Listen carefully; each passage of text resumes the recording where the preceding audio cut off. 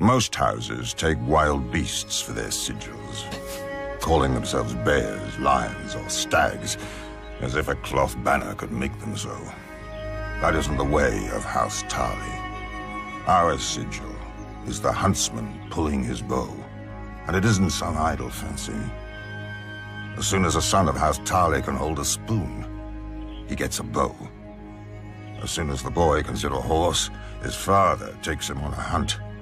They return with a stag, a buck, a boar, a brace of pheasant, even if it takes days. Even if it takes a week. Even if it takes the boy's whole life. Horn Hill is ours. A fitting home for one of the oldest and most honorable families of the Reach. Legend has it that Harlan the Hunter and Herndon of the Horn, two sons of Garth the Greenhand, raised the castle in the Age of Heroes, and shared a home and a wife for 100 years. Most of the great houses spout such nonsense about their origins. At least my family doesn't claim some long-lost ancient crown like the rest of them.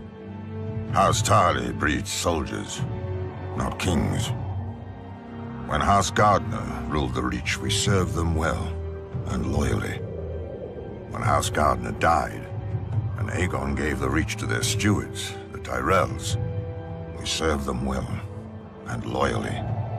We know our place, even if the Tyrell women don't.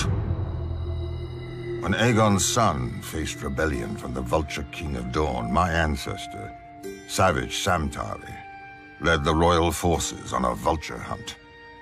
Heartsbane, our ancestral Valyrian sword and the pride of our house, soon ran red from point to hilt with rebel blood. When Robert Baratheon rebelled against Aerys, I led the Tyrell van and handed him his only defeat in the war at Ashford. But a hunter knows that a moment's slip can cost him the game. Great houses have fallen from a single weak heir. Samwell looked like a son when he was born, but he grew up plump and soft as a daughter. I'd catch him in the kitchen shoving cakes into his ever-growing mouth, or reading in the garden when he was supposed to be training. I brought masters at arms from all over Westeros to make a man of him. He slept in chainmail, bathed in bull's blood, was dressed in his mother's clothes and paraded through the castle to shame him into valor. He only grew fatter and more craven. I despaired of the future of our house until my wife gave me another boy, Dickon, a real son and worthy heir. Or he would have been, if Sam wasn't squatting in his way. One morning I had Sam brought into the woods outside the castle.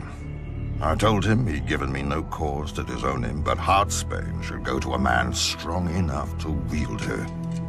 And Sam wasn't worthy to touch her hilt. Either he would take the black and renounce all claim to his brother's sword and title, or I would hunt him down like the pig he was.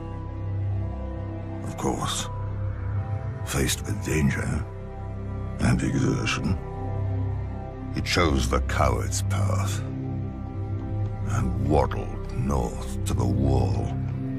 Some may call me cruel for what I did, but I don't care. I am responsible for House Tarly, as my father was before me and his father before him. If the hunter returns with empty hands, his family starves. If the warrior carries an empty scabbard, his home burns. House Tarly has stood for thousands of years. It will not fall on my watch, no matter how many tears my family sheds.